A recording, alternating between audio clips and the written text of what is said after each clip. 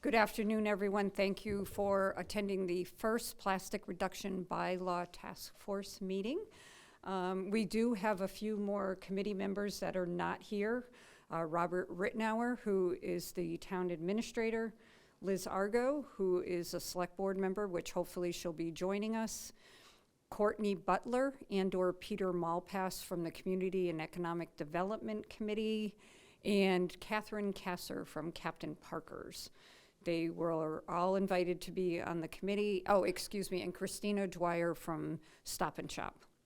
So hopefully they'll be able to join us at our next meeting. But I thought it would be important if we could just go around the room, introduce yourself and who you're representing. Thank you. Good afternoon. I'm Barry Lewis, the Assistant Director of Health here in the town of Yarmouth. I'm Mike Davis. I am the owner of Bagels Beyond and Bagels Beyond 2. I'm Haley O'Neill. I work for Care for the Cape and Islands, and I was the petitioner of this article. Good afternoon. My name is Aidan Delaney, and I'm from the Skipper Chowder House located in South Yarmouth. Jay Gardner, and I am the Director of Health and Environment for Barnstable County, and I am the former Director of Health in Yarmouth. Jill Talladay, the founder and board member of Care for the Cape and Islands, and I served for many years on the Recycling and Solid Waste Committee. Good afternoon, Jamie Vieira. I am the strategic consultant for the Davenport Companies, and I'm also the chief operating officer for the Emerald Resorts and Irish Village located in Hyannis. Good afternoon. I'm Mary Craig. I'm the vice chair of the Yarmouth Board of Health. Good afternoon. I'm Bill Glass. I'm chairperson of the town's Recycling and Solid Waste Advisory Committee.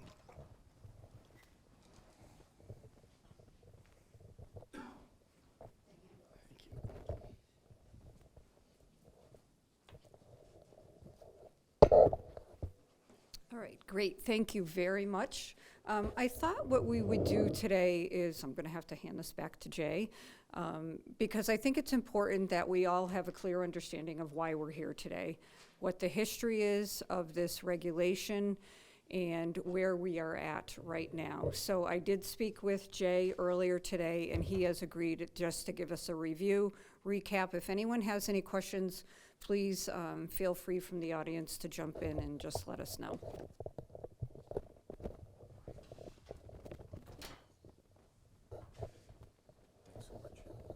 Well, Mary, thank you. And just by sheer virtue of the fact, I was the Director of Public Health in Yarmouth when this came about. And so that's my role. And quite frankly, as Barnstable County, we're concerned as Barnstable County Health and Environment. So certainly this is an issue that is very important to Barnstable County. And we're going to participate in any way that we can, to whatever level we can to assist. Bob Rittenauer he had a conflict, and he asked me if I could just step in. I think I'm confident you're going to be seeing him at future meetings to participate and lead that. So, as Mary said, how do we get here, right?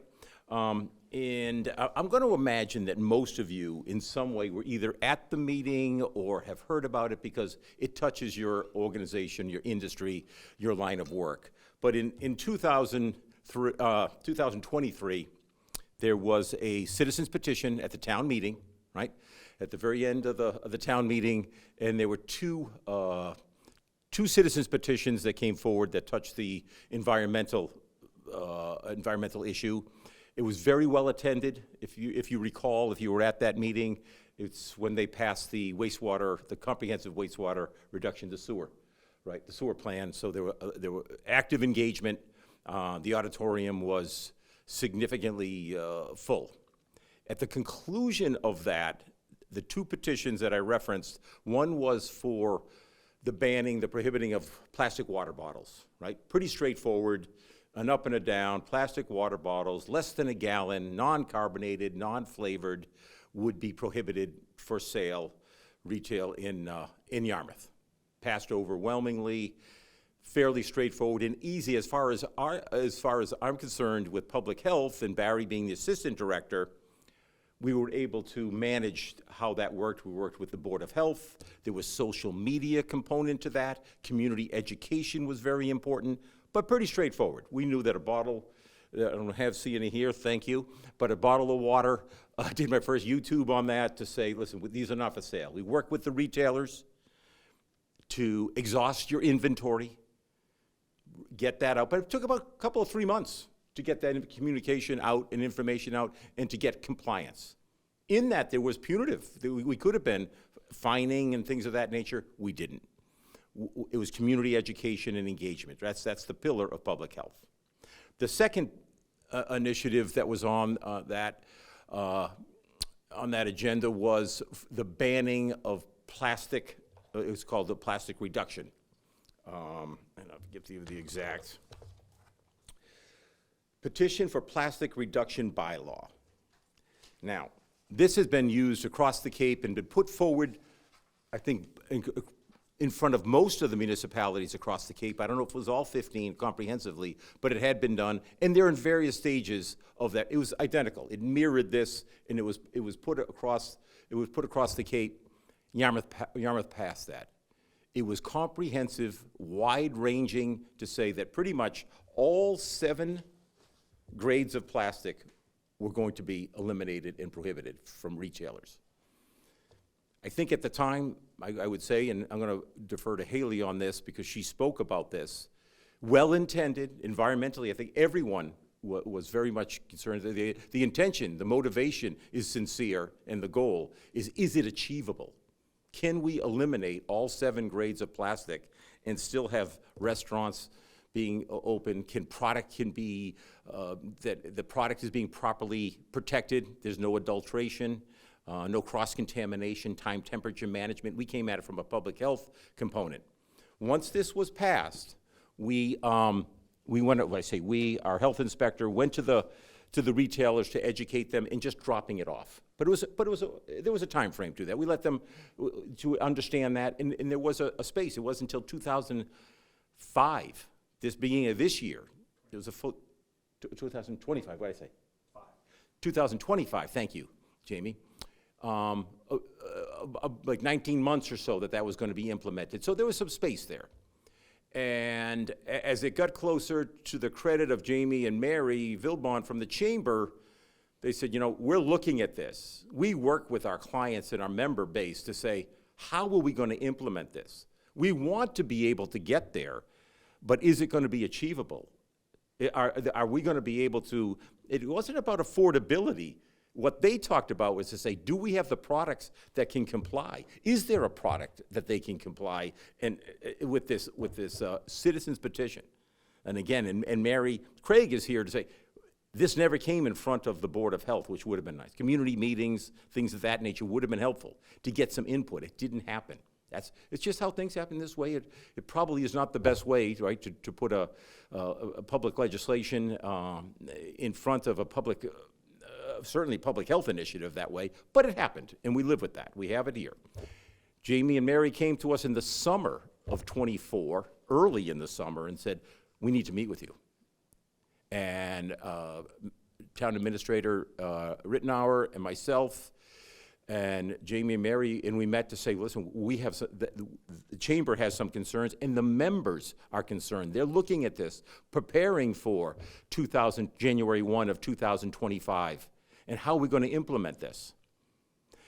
So we have compliance, understanding full well that they want to be able to comply and they understand the environmental components to this, but is this achievable? And over time, we looked at this and said, well, wait a minute here. We're going to have to, we want to get this right as opposed to right on time. That's kind of the motto that they had said. We want to make sure, so they appeared before the Board of Health. And I'm going to say late fall, maybe, or early fall, maybe October-ish, September, October, to say to the Board of Health, to say, we're concerned. We have to go to we want to go to the Select Board, but our first stop is going to be with the Board of Health. Not to amend, not to cancel this, but to adjust it and say, let's look at this and what is going to be achievable and incrementally put this forward to say, what products are available and what can we do to achieve the environmental, the goals that this wanted to achieve. And with that, the Board of Health said, yes, that makes sense, go to the selectmen. They had the stamp of approval from the Board of Health without any legislation or bylaw or substitute from the petition. They said, we want to come forward and say, this needs some study. This needs to be looked at. We want to bring a group together from all different lenses and all different perspectives to say, can we put something together that we can all live with and the community will get behind and still achieve the goal?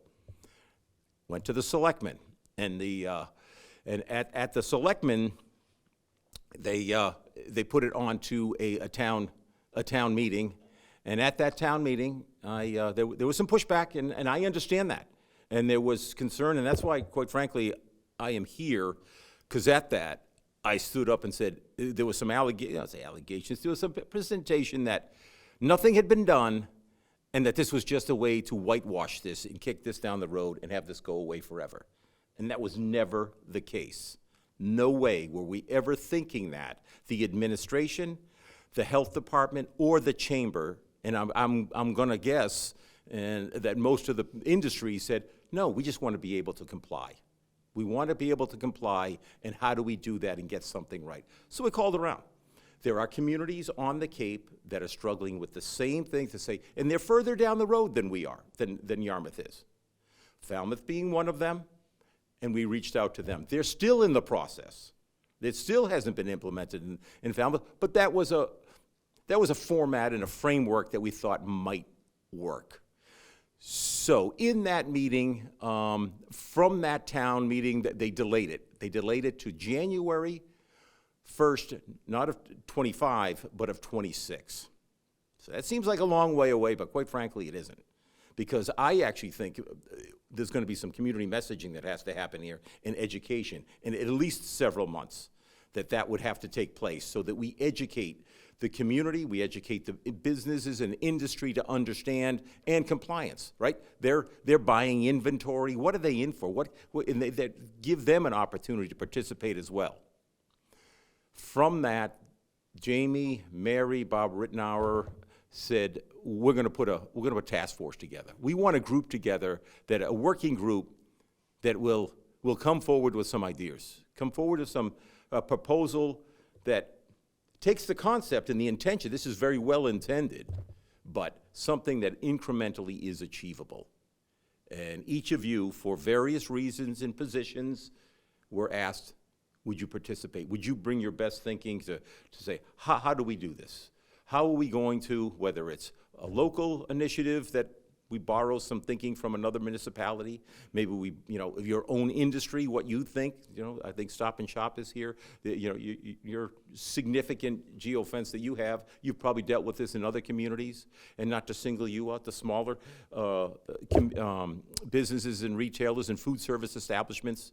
You've had to deal with this, and we want all that creative thinking to be innovative, but never losing sight of the environmental impact and what we're trying to achieve here as plastic reduction, right? That's the goal. So there'll be a schedule here. I do think we need, and Mary and I talked about it, I'm going to hand back to her. I'm going to give it to Haley first, if you would. But we have to have some structure to this organization, right? How we're going to work as a group, a time frame, and then there's going to be some work, each of you looking at how are you going to participate in this, and what is your thinking of how we bring this together? We don't have, I said, we have time to look at this, but I'm going to tell you, over the next probably 3 to 4 months, this is going to come together. We're going to make sure it comes together. That would be my guess. Something of that nature, and then to report back, because there was a commitment, and I stood there and said, this will get done. And my hope is that going to be the implementation date? I don't know, but there will be something and again, we have a town meeting, form of government to put back in front of the residents to be able to vote on. This was not intended to just go away. All right? So that is, I rambled there, but hopefully I'll give you some sense of why we're here. But Haley and thankfully, Haley stood up and to the crowd and gave a wonderful, in 23, and gave a wonderful overview and comprehensive overview of the environmental components and attributes and benefits to this, and it passed. Since has said, hey, listen, maybe we could have done, but maybe we could have had some community meetings, some public meetings, some public hearings, the Board of Health, done this prior to any public or a citizen's petition. Maybe that would have been the approach. Doesn't matter. We're here where we are now, and I'm confident this group, we can come up with something achievable and something that's going to benefit and take plastic, as we all want to, out of the environmental waste stream. So let me hand this to Haley, and she can explain a little bit about that meeting, and then maybe back over to Mary. Thank you. Thank you, Jay. So I petitioned this article back in 2023, and, I definitely will acknowledge, how naive I was in some of these things. We wanted to ban all plastics. When you go to a town meeting, you don't necessarily know if it's going to pass or not. So just raising this topic, I felt was important, and I was a part of a group that was doing a similar initiative in many towns throughout Cape Cod. We also had, I think it's in here, but there is an exemption for liquids, so we did not think that this would affect sauces, soups, beverages, anything like that, where there really isn't an alternative to single-use plastic for those items if you're selling them to go. So, but I'm really thankful to Mary and Jamie and Mike. They reached out to me. They were like, hey, brought up some problems. We sat down and talked about it. And I'm glad that we're all here today working on this issue to create a bylaw that reduces plastic but works for businesses. And that's important. So I'll just hand this over to Mary. Thank you. Thank you so much. And I want to commend Haley because she was the one, she actually came back to the chamber and said, I didn't have a clear understanding of what I was advocating for, and that takes a lot of courage. So I know I've said it to you before, but I want to continue to recognize that, and we appreciate that. So Jamie, great overview. You covered a lot about what our committee role will be. Is there any questions or comments that anybody wants answered that we haven't covered so far in the history of why we're here? Great. And as Jay said, it's really important that we have structure to this committee. The town did ask the chamber to be the lead on this task force, and I'm grateful to all of you for being here because you have the expertise. This is not my background, so I really am relying a lot on what you guys have to offer. But I would like to assign a committee chair, if we could do that, and also a clerk. I think that's really important. So I would like to, I'm going to put it out there. Is there anyone that would like to step forward or to nominate someone that's on the committee to be the chair? I don't know if I need the microphone or not. Hopefully I'm speaking loud enough. Liam, am I going to be okay? Yeah, sure. So I think it's terrific that the chamber stepped forward to say that we'll take the lead on this. And I'd like to nominate Jamie Vieira to be the chair. I think he understands it. His legal background, his business background, his geographic being on the Cape, he understands it. He hears it from both sides, both the governmental side of things, the industry side, understands the mission, right? He understands the motivation for this. I think he has all the components to that. And because we come at Barry and I come at it from a regulatory side of things. Other people from different views, I think he embodies and encompasses all of those. So, Jamie, I don't mean to put you on the spot here, but I'd like to nominate you to be the chair for this. Be happy to do it, but I'd like to get the thoughts of other people at the same time. I mean, I'm happy to do it because I think this is, as you said, when I went to the health board and then the select board and the meetings that we had, this is extremely important to get done because it's the right thing to do for the environment and it's the right thing to do for businesses to coexist together to accomplish something that is important. And so I'm happy to take that position on, and I'm looking forward to working with all of you to get this accomplished. Jay said it best, it will be here before you know it, so the time's gonna be really, really important that we focus and we present something, because January 1 of '26, if you can imagine, will be here before you can say it. And I have my misgivings about what's currently before the town. I think we can do better, and I think we can do better collectively here quickly, because we have to move quickly. Okay, thank you. So we have a motion. Do we have a second? Jill? Any discussion? All those in favor? Aye.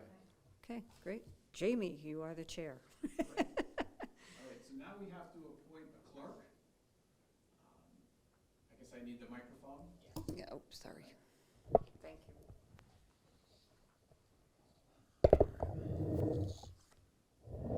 So we are a committee that has to take minutes. And so we have to do things in accordance with open meeting law requirements, et cetera. So is there anyone who would be interested in assisting as the role of the clerk for the committee? I mean, we can do this as kind of a joint effort. Everyone can make sure the minutes are comprehensive, but we do need to have that particular appointment. So I don't know if there's any thoughts, anyone is interested in it, anyone have any background in doing it? I don't. I've been doing it for 25 years. I'll do the minutes then. So, well, let's do it with a formal motion then. I make the motion, Mary Vilbon to be the clerk, we're calling it, Clerk, the clerk of this, task force. we'll call it this, the Plastic Reduction Task Force. Second. Okay, all in favor? Aye. All right. Mary, congratulations. Another job. Okay, I think the next thing on the agenda is the committee role, and I think Jay did a nice job of encapsulating what the role is here. And maybe the first thing to kind of do, is everyone had a chance to review what currently the Town of Yarmouth regulation says? And I guess, in looking what our role is here, and I'll take input from anyone else here who'd like to provide some of it beyond just what I have to say here, is I think our role, in no uncertain terms, is to take something that is well-intentioned and come up with something that, as I said before, balances the interests of reduction along with business interests as well. And I think it's our role to make that happen. And come together to do that so we can present it to the town and get it approved. I don't know if it's worth going through chapter and verse of the current regulation. I mean, we've talked about it, but of those who may have an opinion about it, good, bad, or otherwise, maybe we can talk a little bit about what we've got, what's good about it, what we have to alter about it, and then maybe move on to where we go from there.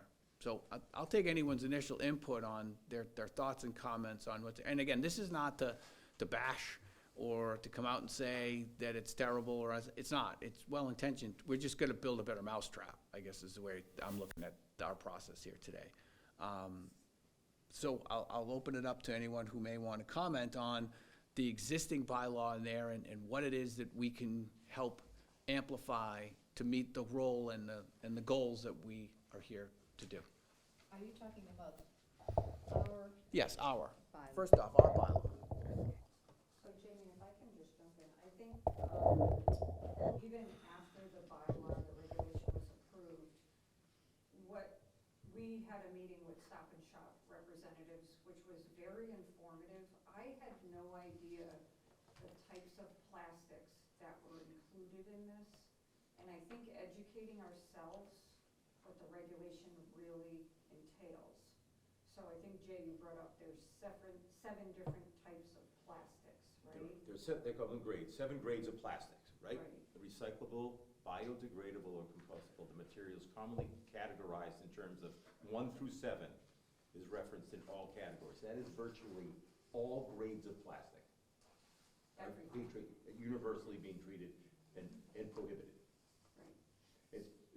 If you could reference the conversation, because I had the same conversation with Christina about what that would impact on, just to give a visual of what that would look like in one of their departments, the deli department, what that would look like. So I was there. What I remember being told was there were certain things like the use of plastics wasn't just for convenience sake, it was also for health-related sakes. So things that come out of the deli or other products that were out there that are in plastic is the best source of preventing food contamination, spoilage, so that, you know, it lasted longer. And they chose it not because they're in favor of plastics, they chose it because it had health benefits and it also has benefits to the consumer who brings home something and doesn't spoil the next day. Then there was also the fact that some of the products had to be visual. People wanted to see what they were buying. And in some of those types of packages, they could see what they were buying. It was going to lead to a reduction in discontinuance, I remember, of deli products that you weren't going to be able to get, products in the bakery that you weren't going to get, produce area things that you weren't going to get, because without the right container to put the product in, they weren't going to sell it. And that was going to have tremendous impact, not just on their bottom line, but as us as consumers who go to the grocery store to buy those products. So my eyes were wide open to the fact that this could have a tremendous impact on the consumer and the ability to get the things that we all use and rely on every single day. It was an amazing education. I never thought that that was so widespread that was there. And it made perfect sense once they told us what it was. Yeah, and Jamie, you know, and if you remember, that number that I was told was 25% Yeah. of the Stop and Shop there. We're using Stop and Shop, but I do want to pick up on that, of their products in the deli area that they identified would not be a lot, 25%. Now, we have some food service establishments here that don't have 15 aisles to be able to make a margin for the rest of it. They're very small operations, right? And to take out, it may not be 25%, but even if it's 15%, or not be able to have to discontinue certain products, that's a big bite of their margin, right? So it set off alarms to say, wait a minute here, this is not what we're intended. This, you know, in business there's a saying, you know, a poor decision built on good intentions is still a poor decision, right? And we said, well, wait a minute, we can work around this. Other communities have done this.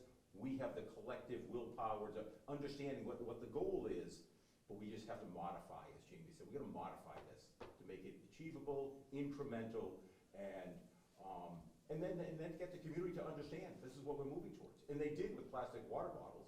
We will move towards that, but just in an incremental, sound way, never taking our eye off the ball of the environmental impact.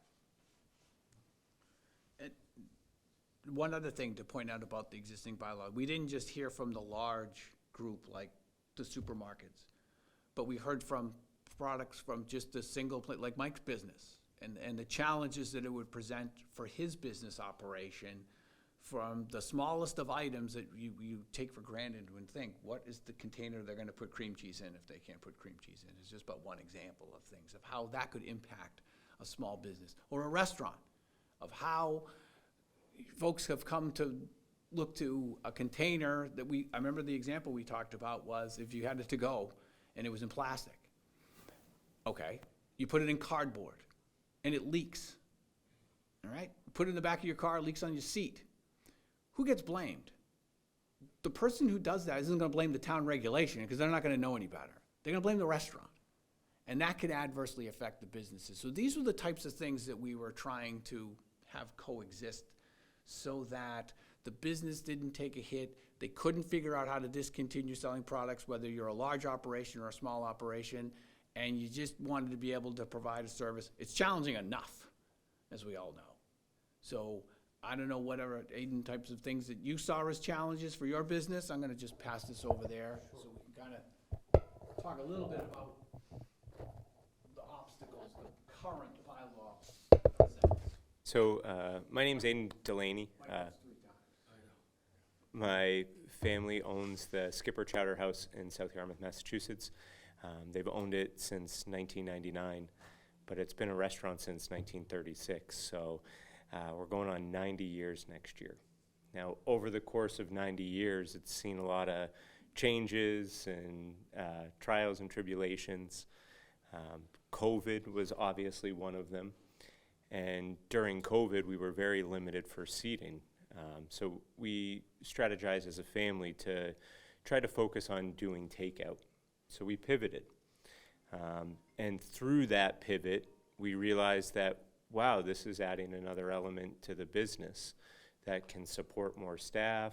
We can do a bit more in volume, and customers can be happy because if we have an hour and a half wait, they can get takeout in 15 minutes.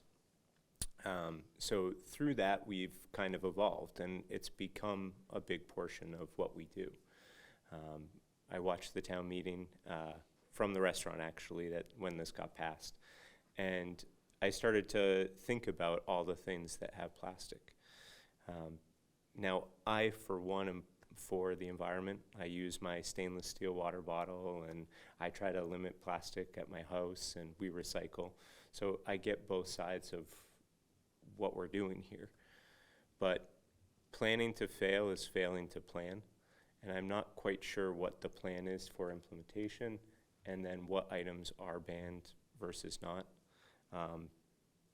I'm trying to educate myself as best as possible, but the number 1, 2, 3, 4, 5, 6, and 7 plastics are all new in a sense, so I'm still trying to get myself up to speed with what is what. But there's a lot that would impact us from a financial aspect. What is positive is since 23 to present day, there's been a lot of great changes in terms of what is compostable. I was at a food show last week, and there was a company that was trying to, sell certain products. It doesn't mean that all set number 1 through 7 that there's alternatives for, but the price for some of them is quite steep. I know for like the silverware kits, it can be 3 times as expensive as the traditional plastic, depending on what you're using. So to get a bit more information in terms of creating this, I think is really important because, we don't want to have to pass off crazy costs to customers, but we also want to help the environment.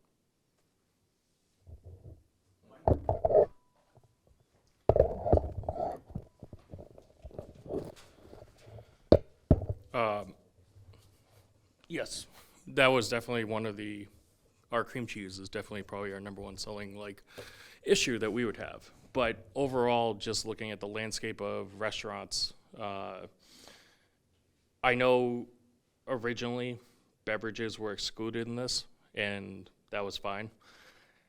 However, soups don't fall into that category. Dressings don't fall into that category. There's a lot of minute things that come by the wayside that get overlooked on a day-to-day operation from the consumer's standpoint that you may not even realize, oh yeah, I'm getting that in a plastic or a byproduct of plastic that would then be banned, and then we'd have to change up how we're doing things.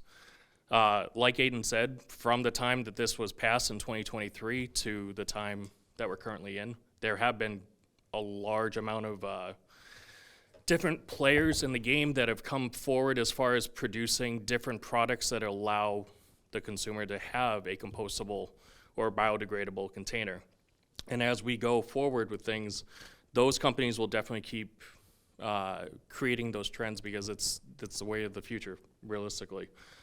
And I know that anyone can go on Google and search a to-go container, compostable, biodegradable, and think that you're an expert of, oh yeah, well you can just go buy this anywhere you want to. As a restaurant operation or as a food establishment, it's not as simple as just finding the number one hit on Google search to buy. We have to think about costs on our end and the long-term game. Also bringing in products like with our suppliers and our vendors that are continuously readily available. I've worked now with Cisco and PFG to kind of game plan for them because in Yarmouth, we've known this is coming down the pipeline. Like Aiden just said, PFG just had a lovely food show. There's a bunch of different products that are coming out, but again, as much as those products are available, they are coming at costs. And I don't want it to sound like that's all we care about, the bottom line, because it's not. I mean, in my store alone, we've transitioned most of our stuff already over to some type of compostable product. But again, at the end of the day, I can only raise the price of a bagel so much before someone doesn't want to come in anymore. And I don't want to have to do that. I mean, I'm pretty lenient with the price of what I do. You know, I care about the products we're giving out, and I care about the fact that what we're giving it out in matters to the consumer, especially in this town.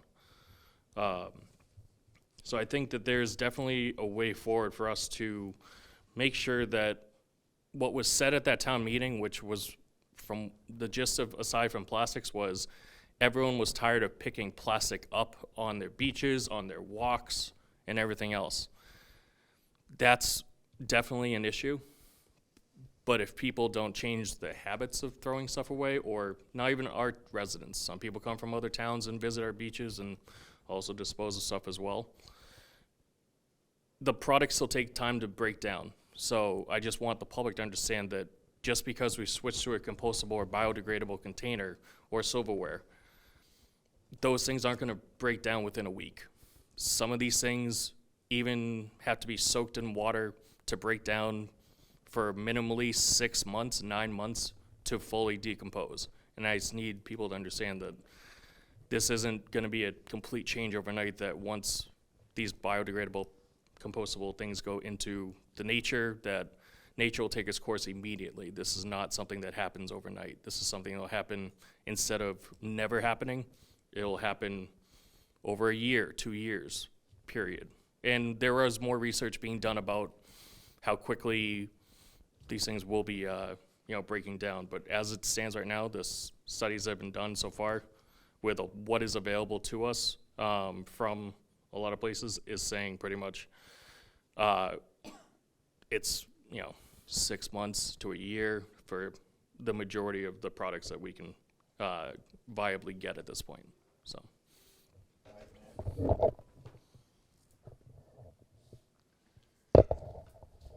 And Mike, you made a great point about just educating the public. And my department is going to be the education. We're going to have to be one step ahead of everybody.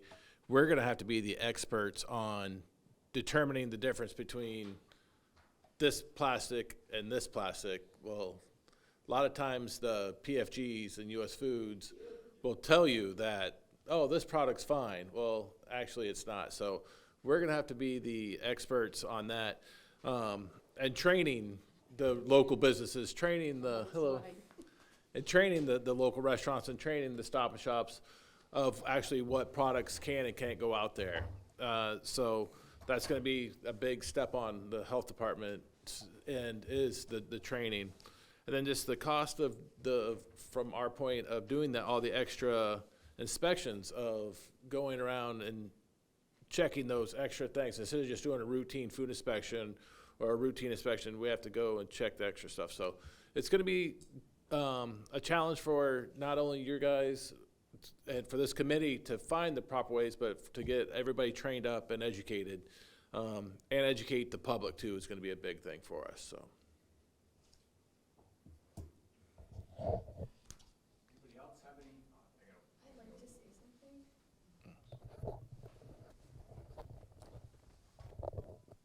Thank you. All right.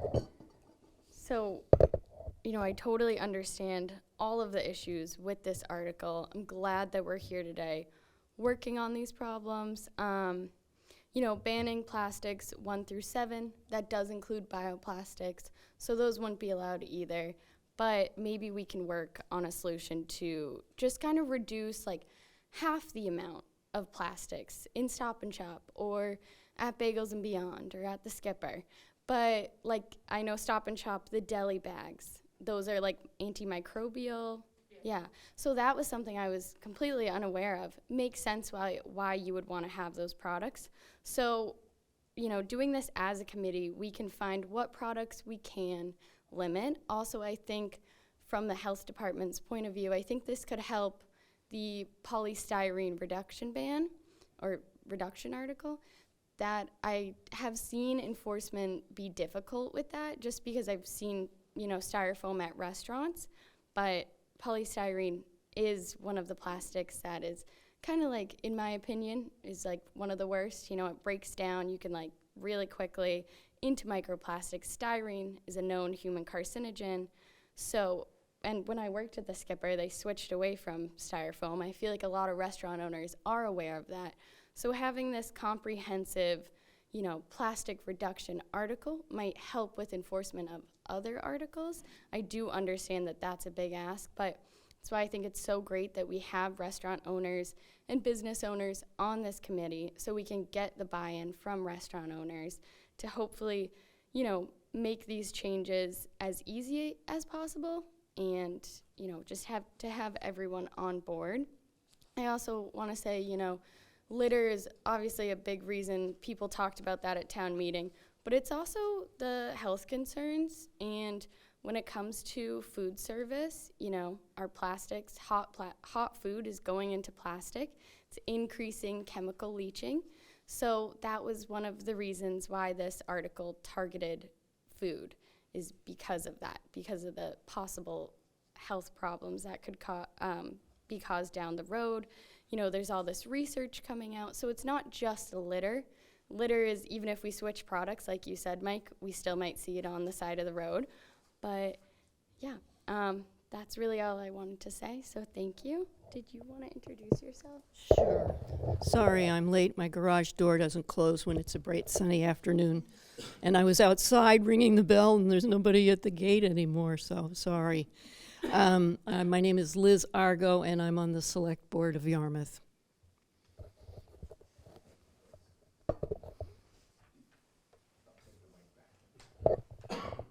If I can just say, in your packets, are the regulation that was voted on at town meeting in 2023. There's also a copy of the draft of the Falmouth regulations. And then Mary Craig was kind enough to send me Nantucket's plastic regulations that I also have included in your packet, which I know you haven't had time to review. So if anyone does have information at the group you'd like me to forward to the group, please just send it along and I'll make sure I get it out. Mary, do you have any comments, or does anyone here?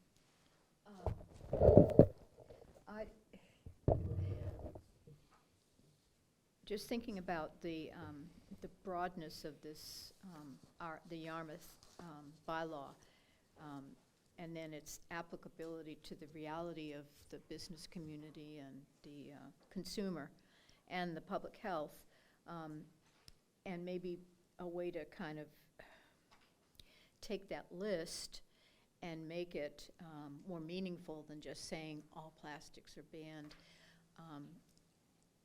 We don't have a lot of time, but one approach I would take is to have businesses list the plastics that they use and what number they are, and then look at what alternatives there are to that. And I know that some businesses have already found alternatives to that, but not all. So you don't know if the guy, 3 streets down has had a chance to look at it and maybe found that this is something that is acceptable. The other comment I had, and then kind of look at it from that standpoint, because personally I don't think the public would be averse to our taking a more specific, targeted look at what that means, because I think, just myself as one of the public, when I think about plastic reduction, I particularly think about takeout containers. I didn't think about, until Stop and Shop, Christine spoke on the virtual meeting for us and talked about what that would mean for the more large commercial establishments that provide food that people buy and take out of the store. So I think that I think I would take a look at what people are using in our community now, what kinds of plastics, because maybe some of them aren't even being used, and like the black ones we shouldn't be using because we can't even recycle them at the transfer station. But take a look at what is being used, and then and what it's for, and then look at, okay, what are the alternatives? And perhaps some of the alternatives, and I can't speak to the expense of them, but some of the alternatives in terms of suitability may be better than people think. There may be improvements that have been made that have made them more impervious or more suitable for takeout. But I think the public's going to have to take a little bit less convenience. And that's a tough sell, I know. I was there when the single bottle ban was voted on, but that's just my thoughts. And it just kind of scattered, but. Appreciate it. Any further? Down? Bill, anything?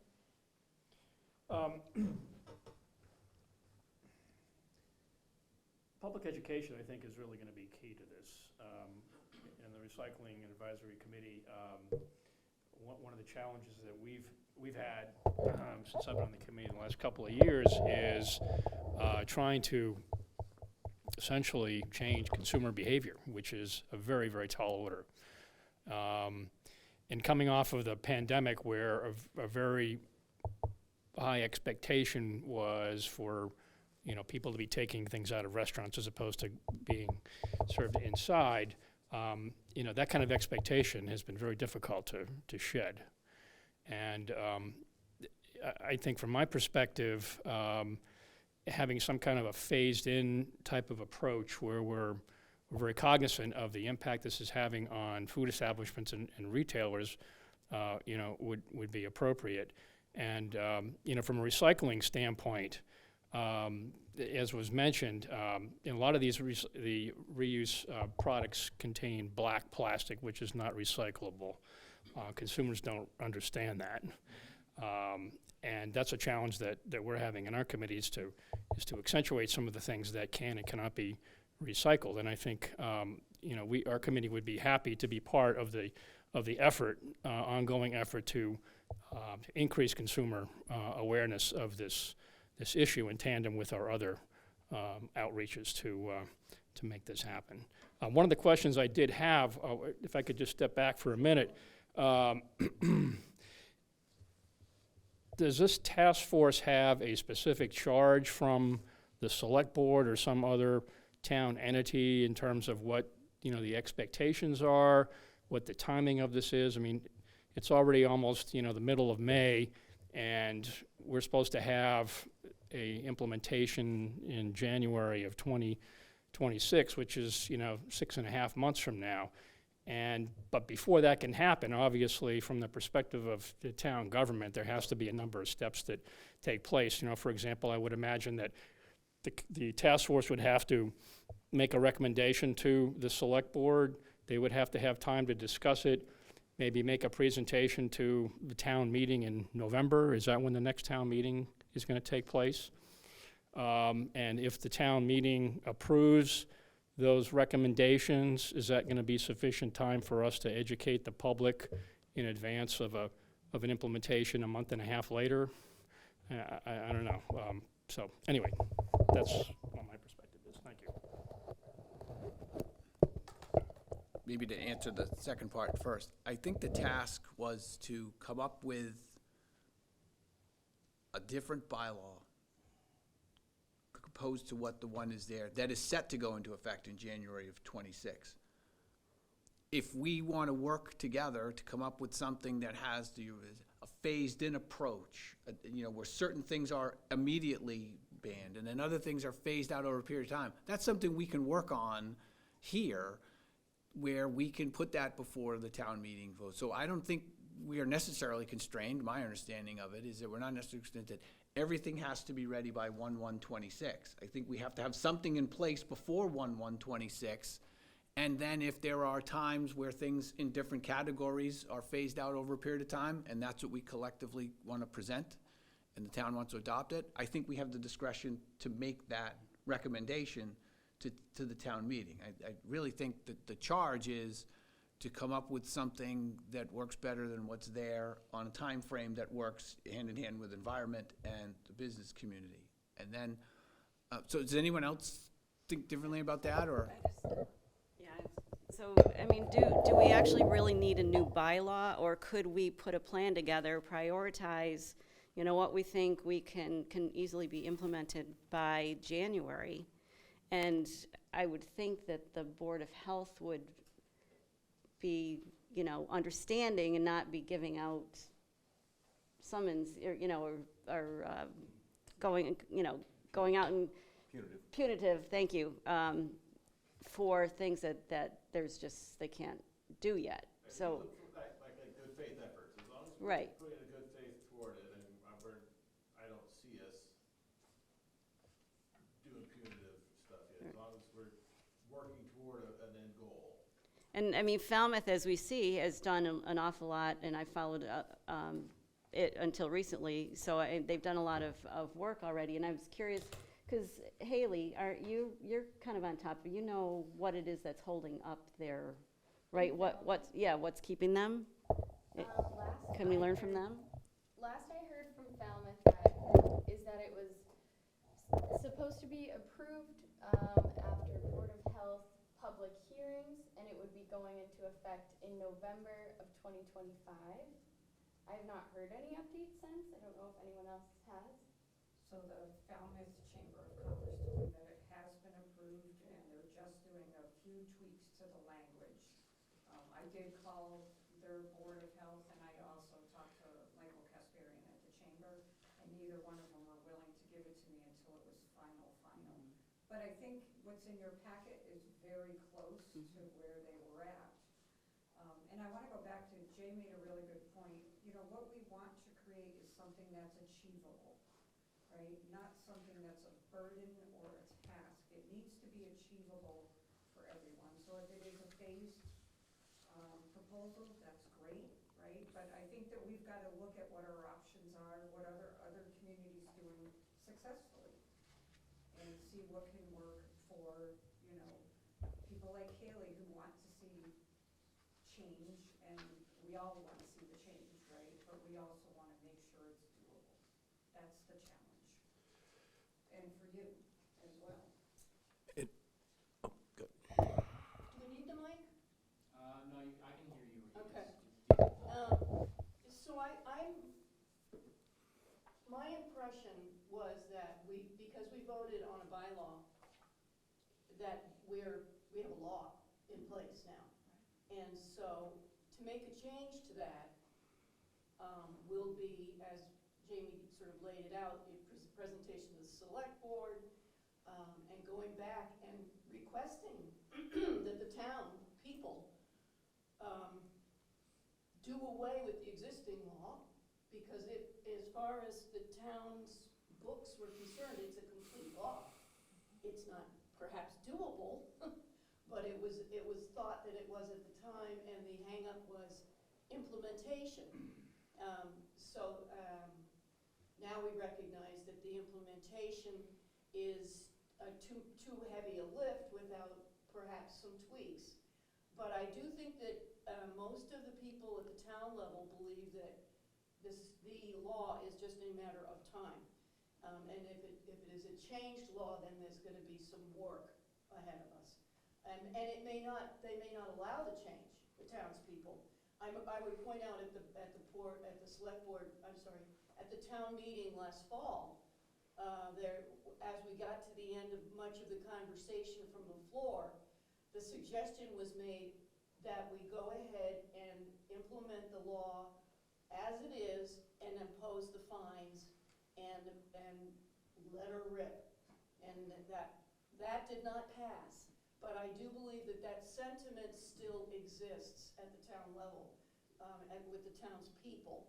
So while I think that I think that all of that what everybody's explaining and laying out is absolutely practical and reasonable, I think we should keep in mind that there is a law in place, and that our task, I don't believe there's anything written for the task force. Correct. Because it's not a town-appointed group. No, it is. But I don't think that coming up with a different law is what is expected. I would go out on a limb there and say an implementation plan is what is expected. beg to differ, I agree 100%. What's on the books is a regulation of the town. The day it becomes enforceable, it's enforceable. Yeah. And you can't cherry pick which ones you enforce, all right? So I agree wholeheartedly with that. Yeah. I think what we are tasked with is to come up with a substitute for the town to adopt, and then after the adoption of that one, rescind the old one. So you remove off the books the old one and you put in its place what we're tasked to put together that would be a better bylaw. Because I don't think we're working off of what we have here and changing that language. There's too much to do. We'd have to start over. I think that needs to be made clear then, because I don't think, having had the discussions with the town administrator and the board, the select board, as to what are we doing, the impression has been it's the implementation and we need to figure out how to do it.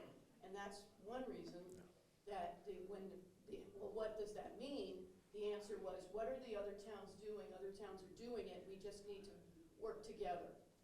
And I think what the other towns are doing when we study the two that are in the packet is what we should be striving to replicate, which is a wholesale change from what we currently have, so that what we currently have, there's so much to it that it needs a rewrite. And that's what we would hope to strive to do, to put before town meeting, is a different, better regulatory scheme that is achievable, attainable, all the words that we've used, and then use that in lieu of and instead of what we have now, and put it in effect as of 1/1/26. So this isn't a filibuster, this isn't trying to avoid the topic, it's coming up with something better, is my understanding. I think if that's your understanding, and my understanding is not that the next step should be to go in front of the select board and get the clarification. I kind of look at this as Congress. A law is passed, Yeah. and then regulations are written. This is a bylaw, we're gonna write the regulations. Yeah. Some of them will be time, implemented over time, some of them will be, we don't use black plastic at all, or we don't use number 7, whatever the heck that is, but I don't see going back and writing a new bylaw. I don't think the public's gonna buy that. I don't want to spend my time doing it. I want to take this bylaw, I want to look at what we can reasonably do by way of regulations to implement it. And, if we get to a point where we just can't do something that's in here, then, yes, I think we have to go back to the public and say, we've done our best, this is what we've come up with, and this can't be done at this time because. And if we're at that stage now, which maybe Jamie is basically trying to say, then I think we need to go back to the governing body that represents the people and let them know that that's what this task force has determined, and get the select board's advice, what they want us to try to do. I don't have a problem with that, but in the interest of time, I think that we should be working, and we can parse the phrase how we want to do it, whether it's a law and then it's a regulation, or it's a substitute or whatever. It just has to be spelled out better than what we've got, and how the mechanism, because there's another alternative. It's not just passed at town meeting. The Board of Health can pass regulations, as we all know, all right? So is that the route that we want to take? We can ask the select board that question. But that's an implementation and what mechanism to implement it. I don't want to waste maybe a strong word. I don't want to lose. Nobody wants to see time wasted. I want to see the time used effectively, and don't want to be now cutting our teeth on this in August because we've waited for what the instructions are. I think we should start working at our next meeting on review the language as a homework assignment of what we've got in the packet, and get right into looking at those things, what's good, what's bad, what is not good for Yarmouth, what is good for Yarmouth, do we understand it, can we implement it, and walk through those two different bylaws, and any others that anybody's finds. Because right now we have 2, I'm sure there's far more than just 2 in the universe of plastic reduction bylaws, and then cut and paste out of them to come up with the best end product. The final end of it, of whether we rescind or we repeal or replace, we can solve that later. We need to put something together that we're comfortable language-wise, in my view. Right, with your permission, being on the select board, I do have the opportunity at the next Tuesday, tomorrow's select board meeting, to give information without conversation or debate. And I also, we will set the agenda for the next select board meeting tomorrow evening. And with your permission, I would like to bring this up. Sure. Yeah, and we may be able to get it on the next select board meeting, which won't waste anybody's time any more than we have. I think that's a great idea. Okay. Liz, I have a point of information. My understanding is that after a bylaw, resolution, whatever is passed by a town in the Commonwealth, then that regulation bylaw goes to the Secretary of the State for final approval, then it gets sent back to the town. That's my understanding. Okay, so has that process taken place with respect to this? I believe it had, I don't believe anything has come back, but I believe as part of the packet that would go to the state after town meeting, that happened. Okay, 'cause my understanding was that they were like way behind, maybe months and maybe a year or more behind in that process. So I wonder if in fact this I can ask regulation really, where we in are. place in terms of Yeah. that process. And just on that point, that review process is not whether it's a good bylaw, a bad bylaw, workable or enforceable. It's just the four corners meet a legal threshold. Right. So they don't evaluate it, that's a good idea, it's a bad idea, it doesn't work, it does work. They just say, you know, Can it hold it up? doesn't infringe anybody's rights, it doesn't do this, it doesn't do that, it's legally sound. And so I would be surprised if there was ever something about this one that would have come back and said it's I just not. wonder from a timing standpoint, I'll because look the into part it. has taken so long, No. that it's. It's a good question. I'll look into it, get back to you.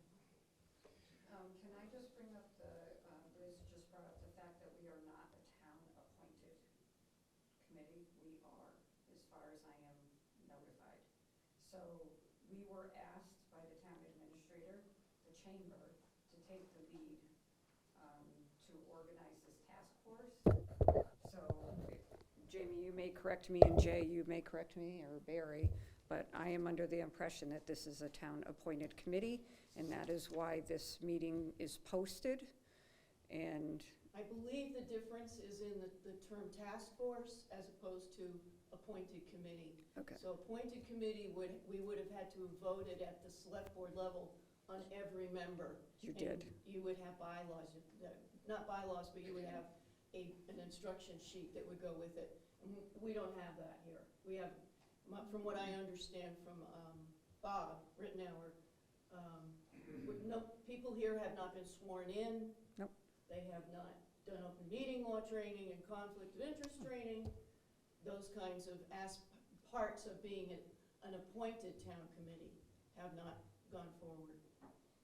Okay. But it is an unusual task force in that there is health officers on the task force, and a select board person is on the task force. And so that's why the meetings are being posted, and we are observing open meeting law conduct in terms of minutes and agendas. Okay? No, I just want to make, I understand that there's a lot of regulatory paperwork that needs to be done with this. I just want to stress that at the end of the day, businesses like myself, Aiden, Stop and Shop, time is of the essence for this. We are in May. We have been, I know I've been asking about this since February. We're in May. Clock is ticking and ticking and ticking. And at the end of the day, I understand that there's a process in which has to happen. However, we're the ones that are gonna have to take the brunt of this at the start. Now, I understand that Board of Health, as long as we're making good faith changes and stuff like that, that's how we are. However, based on this law here, if we use anything plastic-wise from January 1st on, we're subject to being fined every single day. So time is of the essence, and I just want to stress that as much as we want to follow correct processes, and legally we will, we are 6 months, damn near 6 months, excuse my language. No, that's okay. So, Letters can always be sent in too and read at the select board meetings, and I encourage that because it's very influential. I would also like to add, when we spoke at the special town meeting, we did say, I don't remember my exact words, but we said we want to form a committee to work with business owners to change the bylaw. Pretty sure we said the words change the bylaw. Exactly right. Now, And they voted yes on and they that. voted yes Yeah. on that. So, I will tell you this, there's a couple things that happen here. One, and this comes from town council and legal counsel across in my time as director of public health in Worcester, enforcement is discretionary, first of all. Okay, so there is discretion there. And Haley, you're exactly right. There was put a pause on this to say, not to put this forward to how you're gonna implement it, but how can we adjust this in a way that is achievable and more balanced? And they gave us a year to do that. That was what came out of that meeting, because I stood up there and there was some criticism as to what has gone on, how are we doing this? We said, listen, we're not gonna kick this down the road. This is not going away. What would be tragic would be early on is when Mary and Jamie, when they came and said, what will happen here? This is gonna be so untenable and not to be achieved that 10 people will put their signatures forward and this whole thing will be rescinded, and some communities across the Cape have done exactly that, and now we're nowhere. And the chamber said, we don't want that to happen. So how do we rewrite this? How do we reset the equation here to balance the environment and the practicality for our business community? So I think the charge was very clear to me from that meeting, and then speaking with Bob, although I'm no longer inside the Yarmouth organization, was bring something together that that is, like, again, solution-based, and hopefully in time. Now, what part of this, quite frankly, somewhat may come out of this, we may have an anti-littering campaign that may come out of this also. That may be a component of this, right? And I'm old enough to remember the Crying Indian campaign. There may be a takeoff of some sort of, with a parent holding a child, and that, I don't know if most of you are old enough to remember that. The big tear. They can't pick one. That may be part of this. Jamie, you brought up something to say, maybe the bylaw is not the avenue in the legislative vehicle. Maybe it is a health regulation is where this sits. This group it's a recommendation to say to the select board and then to the town meeting to say, this is the appropriate vehicle. And the Board of Health has plenty of health regulations, right? But how do we what was put forward originally, and I'll tell you a good number, and Haley probably knows how many, what was passed in '23, if we put that forward, I think the blowback is going to be so significant that they're just gonna say that just goes away. And that would be tragic, that would be unfortunate. Can we achieve something over time? And that's what this group is supposed to be doing. And I look forward to getting the guidance from the select board, but as the person who went both to the health board and to the select board to advocate for what we were doing here, I thought I was pretty clear. We were looking for a substitute. The words I used were push the pause button on what we've got and come up with a better regulatory scheme that works.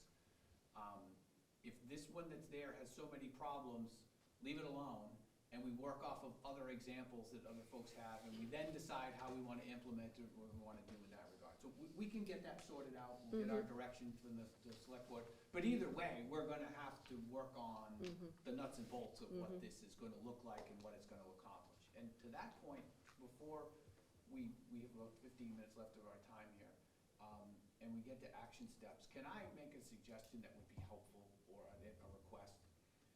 This talks about plastics 1 through 7. I couldn't tell you what a 1 through 7 is if you asked me, is it possible that through some of the different folks that are here, an example of what a number 1 is, or a number 2 is in your business, or a 3 or a 4 or 5, without it being a carcinogen or something like that? I don't want to, okay? But just so that I can learn, we can learn. So if we're going to ban something, shouldn't we know what it looks like? If Mike says that I've got a container, is it a 2, is it a 3, is it a 4? That would be helpful for me. We have examples. That would be great. I'll just start with number 1. Number 1 is widely used in perishable compartments like multi-use packaging sold as clear hinges, containers, clamshells, cake containers, round, square, deli cups, special order platters like deli meats, your fine cheeses, produce and bakery, cake packaging, round or sheet cakes, produce and cut fruit, veggie containers, often available there as leak-resistant, tamper-evident containers. Extremely limited alternatives available: cake platters, cut fruit, deli will not be an option if, number one, PET is not allowed. So, no bakery. So are you reading off of a list of what constitutes a 1 through, so that's a number 1? That was number 1, yeah. Is it, PET, if you're familiar with that. is it possible? Yeah, do you have one? Do you have them 1 through 7? Yes. Can we get? email that to me? I will. I have to, we need to get authorization from Christina, because it is confidential. Okay. So if she We is don't willing want to trade do secrets. so, Yeah, don't- everybody knows what they are. No trade secrets, okay? It'd actually be better if it wasn't branded. If you took all your logo, your No, it's cliche not off that it, it's that'd be fine. branded. I personally have not talked to her, but in order for us to even open and see this, I have to put in a password, so Yep. there must be a reason If we why can it is that way. If we need a clarification, or even just an example, just Well, bring it- in a container. So just so you know, Christina is officially on this task force. Yeah. So hopefully she'll just agree. Is this and she'll- Christina? Christina Say it is, again? Dwyer is with Stop and Shop. Regional She's manager. not here today. Yes. Okay. No, she's the quality assurance. Quality assurance. Yes. So if you could talk to her and then if I don't hear from her, I can follow up with her. Because this goes to Jay's point of education. Yeah. If we can all, I mean, again, we should know what we're talking about, and that way the public can see what we're talking about. I think that would be helpful going forward. Yes, sir. And I think that'd be a great idea. So to go along with this list, what I propose is having an example.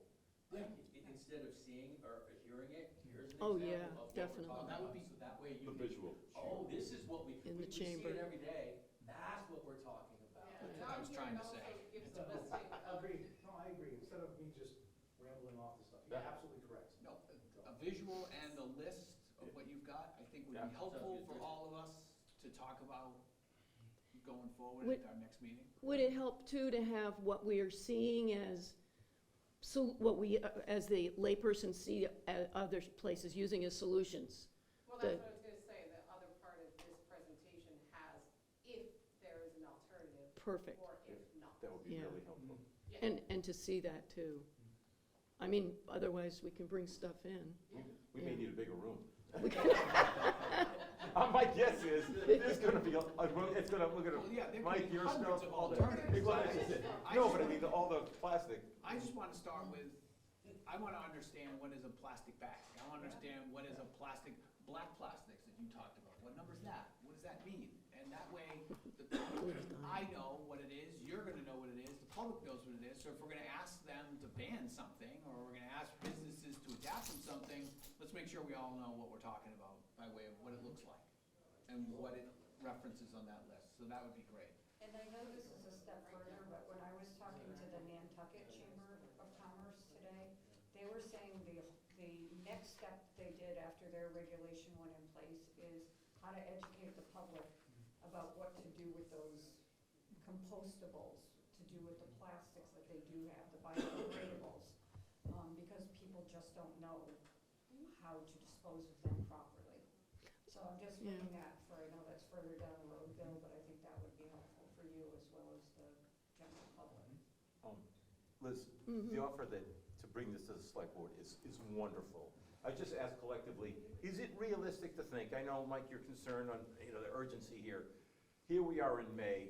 Could we set a target for October 1st to give some time frame to the select board to say, we hope to have some framework, maybe that's, because we have to give a public hearing, right? Some things have to happen. And then maybe to the Board of Health and a few other meetings that would have to happen. It gives us a few October, November, December, if we're shooting for that, to have something, to give some time frame. Would it be collectively, could we shoot for sometime in October 1, October 15? We still don't know what we're quite doing. Just so you're filling them in, you're gonna give them an update. The board, the committee has met, you were here, the committee has met, and hopefully within, 5 months, we hope to have, there's gonna be a series of meetings, we haven't even set what our calendar's gonna look like. We've organized, just as when you weren't here, Jamie's the chair, Barry's gonna be the clerk, minutes are taken, they're being recorded. We have a framework, we have credibility now, we're a group. Bob, town administrator now couldn't be here, he had a medical appointment, he will be at the future meetings. What if you reported just that back? I think that's a good message to say, we started. We're trying. Oh, meaning now, to Now. the select board. They will expect a report on the fact that there has been agitation, believe it or not. Yeah, It understandable. hasn't, Oh, that was not a pleasant meeting, that town meeting. no, Those and, are and, difficult. and Yeah. post-town meeting, there's been Oh, okay. continued agitation, but it hasn't Yep. tracked right, Yep, yep. so, So if you go tomorrow night yes. at the statement section and ask to get on the next agenda, would that theoretically or possibly be the 27th, 2 Yeah. weeks? Mm-hmm. So if we could get on that agenda, that would be great. And I'm gonna skip ahead to the schedule the next meeting date, so we can talk about that before we go to action steps. If the 27th is the date at the select board meeting, we should meet at some time after the 27th, obviously, because we'll get a better sense of what the charge is. So that's the 27th. Is there a day of the week that is just no good for anybody? So this is Monday. Is there like a day that is just no way, no how, I gotta do this on? Back up, I don't think we do meet on the 27th, beg your pardon. The 3rd, according to my calendar, we do not meet on the 27th. We meet again on the 3rd. Sorry about that. That's okay. Yeah. I'm sorry. June 3rd? Yep. The select board. Well, Are we allowed to visit? Oh, my goodness, yes. So would we be allowed to speak? Yes, but the process is for speaking and having an exchange. Well, if it's June 3rd, then, and it's going to be an agenda item, we would set the agenda, and I could, for instance, say that we have companies who are struggling with this who would like to say a few words and be a part of the conversation with the select board, So it wouldn't be like the last time? which was the last It's time. gonna be a little different than the last time. No, it would not be like that, and that was poorly conducted. We apologize. This isn't like town meeting. Yeah. This is a public meeting. If it's an agenda item, they will hear from who is gonna address it, and then they can take comments from the public. So you'd be able to address the public. You'd be All right, so we would- presenting. Yeah, you could present it then. So if that meeting is the 3rd,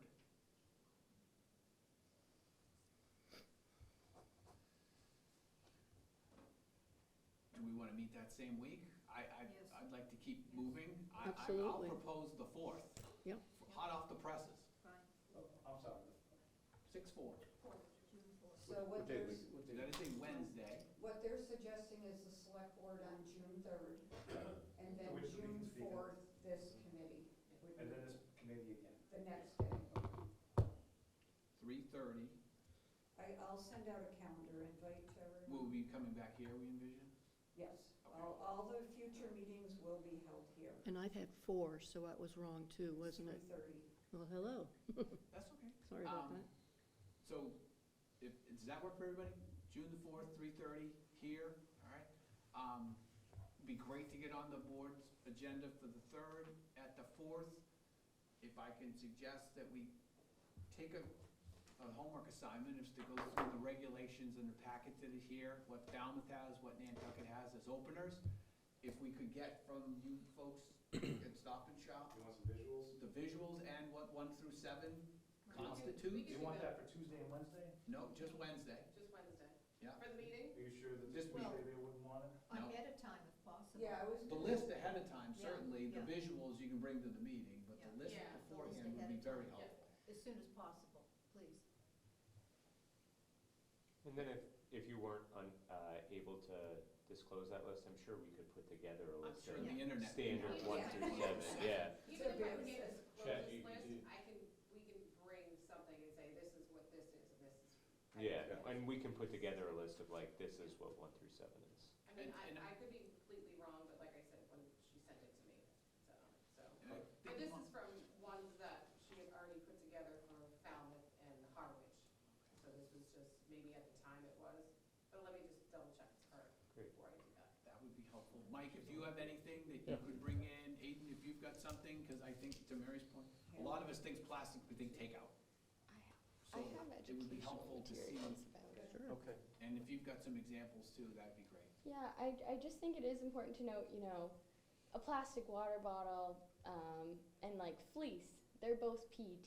They're the same type of plastic. So what I could bring in could just, like, I could bring in some educational materials if you'd like, but I do think like the restaurant, like the real examples of what products they're using are really helpful. I think that's gonna be very helpful. Yeah. It's nice to know what problem we're solving, okay? And I'd like to use that as the principle for, I know we wanna get the pen and Yeah, paper, nope, Mike, and we that's will. fine. But if we can, maybe if We need everyone's to know. okay with using the next meeting or the better part of the beginning of it, once we know what the charge is, to educate ourselves on it and then start diving into some of the language as part of the meeting, I think would be helpful. Because we do have to move. And Liz is gonna, the select board has an audience, the Board of Health doesn't have, we don't quite have the mic, you don't have quite the market share that, or the viewing audience, but it is another opportunity to give an update. So once Liz has done that to the select board, perhaps you could give a report to the Board of Health. It's just one more audience to say, yes, this is moving forward. But once Liz has done that to the select board, the Board of Health could also, it's just one more outward community message that, to let the community know. And then, you know, Liam may be up on the website and what have you, in a cadence that once the elected officials have set the agenda and kind of put a cadence to this, then we put the message far and wide. Our communications director can put that out on social media, get involved. There'll be some public hearings. We want to create some inertia. We want to create some understanding that, yes, this is moving forward. Together, Yes. we're all Yep. together. Yep. Does anyone have anything else? I had something. Oh, yes. I literally just ChatGPT'd it and just a list of everything, and it's, Right and I there. broke it down to make it even simpler, and it's right there, so I snapped it and I'll email it out, so. And because this is not a public body, I can have a conversation and reach out to both Jamie and everybody, for that matter, without having to post an agenda. Yeah, we don't need a quorum for all No, of us to talk so about I it. will have a conversation and informally report back so that we're not waiting. No, that's Right, great. that's That's helpful. one thing that makes this move No, faster. that was, We're not hung up Mary on was that. very cognizant of that, yeah. And just, so in the email, everybody has each other's emails, so Sure. feel free to connect with people if you need to then. Great. Thank you Great. for attending. Thanks, everybody being here. All right. Stop the Shop, wonderful. Thank you for that offer. That really Yeah, gives that's us, great. this is nothing like creating a visual, because everyone will be able to understand that, right? Right, exactly right. We all do. It puts- Oh, it's all gonna be logo too, I can puts see a it. perspective. Brand it all. Oh, boy. You know, look at what I opened up. Mike, where are you? Yeah, really. All right, does anyone have anything else? All right, well, listen, thank you, everyone. Look forward to working with all of you on this, and I'll take a motion to adjourn. So moved. All right, second? Second. All in favor? Aye.